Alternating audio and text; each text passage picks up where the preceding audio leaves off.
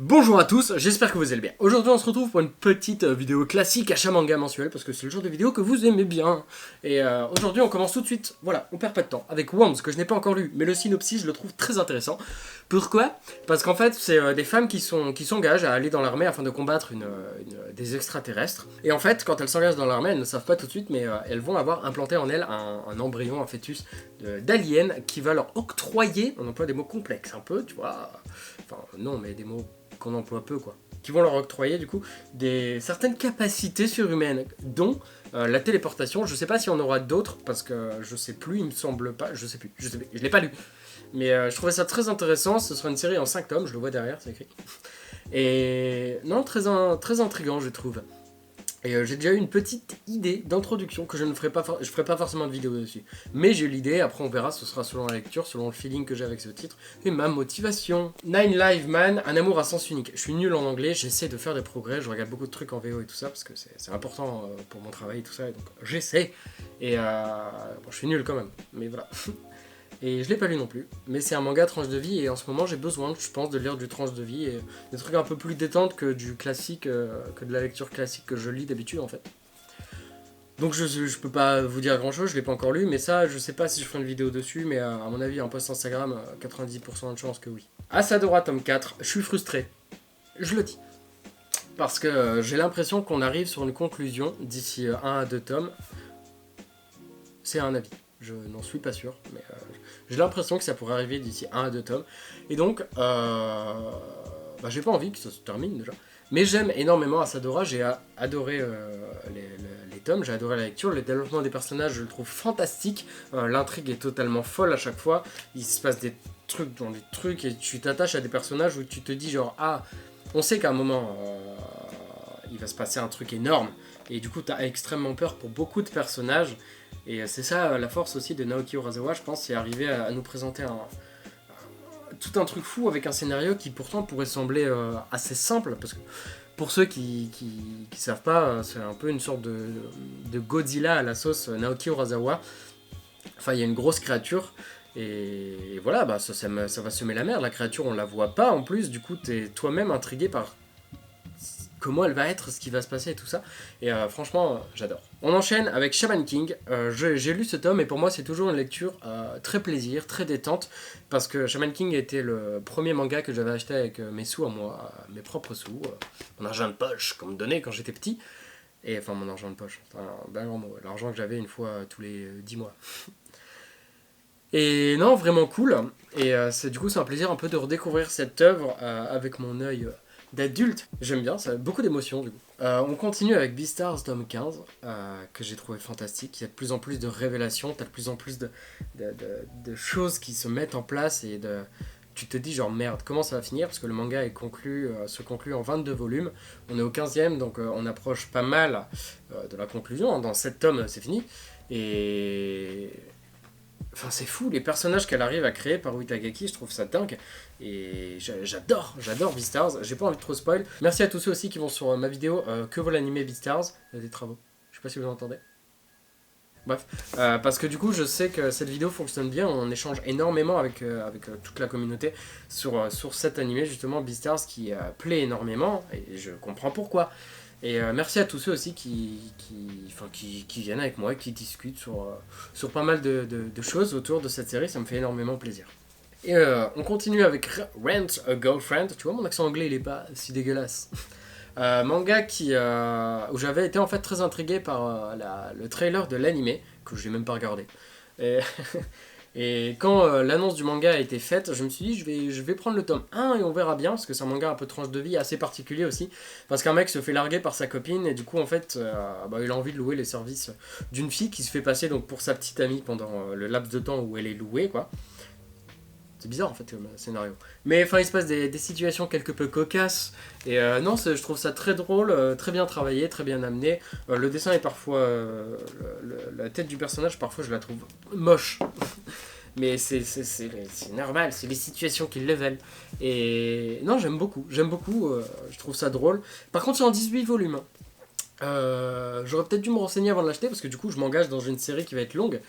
Et j'espère quand même que ça va se conclure, parce que si c'est un manga qui fait 30 volumes de ça, Ça va un peu me saouler, hein. Donc on verra bien. On poursuit avec les tomes 35 à 37 de Maggie qui étaient fabuleux. J'ai enfin fini cette série. La conclusion était cool.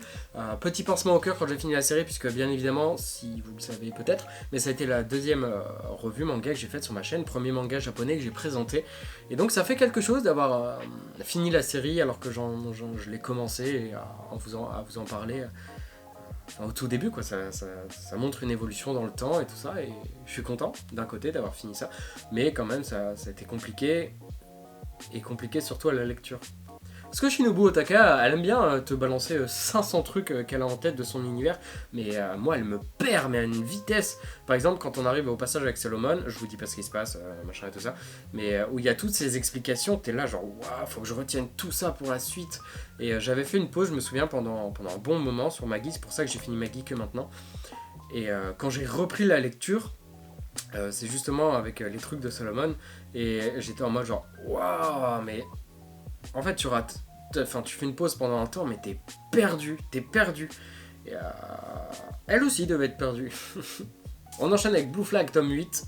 Conclusion fabuleuse, manga fabuleux, que je conseille à tout le monde. C'est très tranche de vie et ça te fait poser énormément de questions quant à ta propre opinion sur la sexualité des uns et des autres, que je trouve très intéressante. Ça t'apporte des points de vue totalement fous et le manga est totalement fou et génial et il devrait être, je pense, présent dans les collèges et lycées pour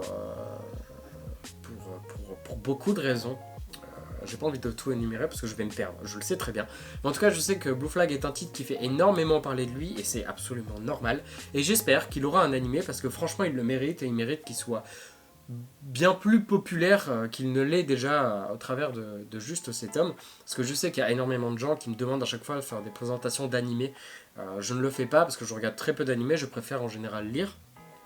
Et je sais que énormément même, mais il y a une majorité de personnes en France qui regardent juste l'animé et qui ne lisent pas de manga, et donc dommage parce que du coup ça ne peut pas vous permettre de découvrir ce genre de titre. Donc voilà, je suis deg pour ça, mais c'est votre faute. On enchaîne avec le tome 6 de Full Metal qui a été pareil, je continue à prendre une bonne surprise parce que moi j'avais vu les deux animés, je n'avais pas lu les tomes et donc enfin je les achète et du coup c'est un peu un plaisir de les acheter parce que du coup il y a les pages couleurs dedans, c'est un grand format. Ah ça sent bon, j'adore. ça me drogue ça. L'odeur dans les tomes, ça me drogue. Et non, c'est un plaisir de découvrir l'œuvre originale qu'il y avait avant les animés.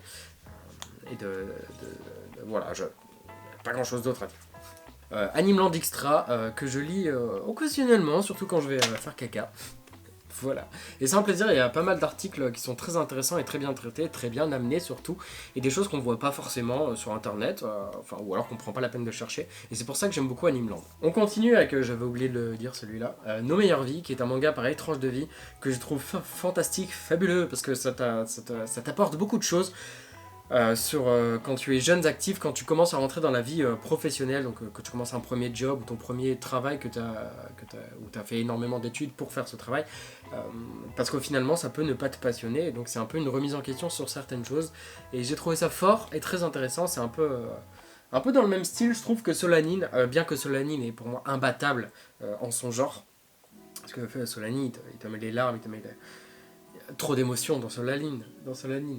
Mais Nos meilleures vies, vraiment un titre très sympa que je vous conseille fortement, surtout que c'est un one shot, donc ça se lit rapidement, ça fait plaisir.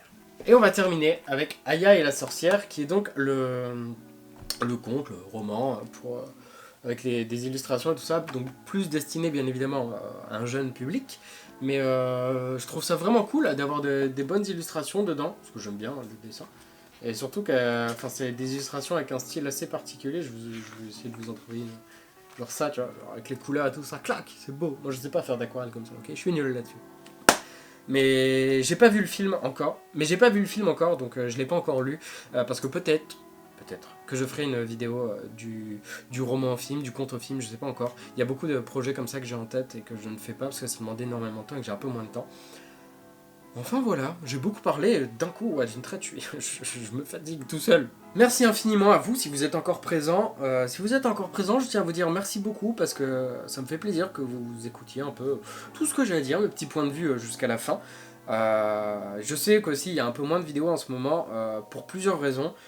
Déjà, mon travail prend beaucoup de temps. J'ai un peu moins en ce moment de plaisir, je le dis, je m'en cache pas, à faire des vidéos. Parfois, genre, j'ai juste pas envie, je suis fatigué. Enfin, j'ai ma petite vie aussi à côté, où j'ai pas mal de trucs à faire.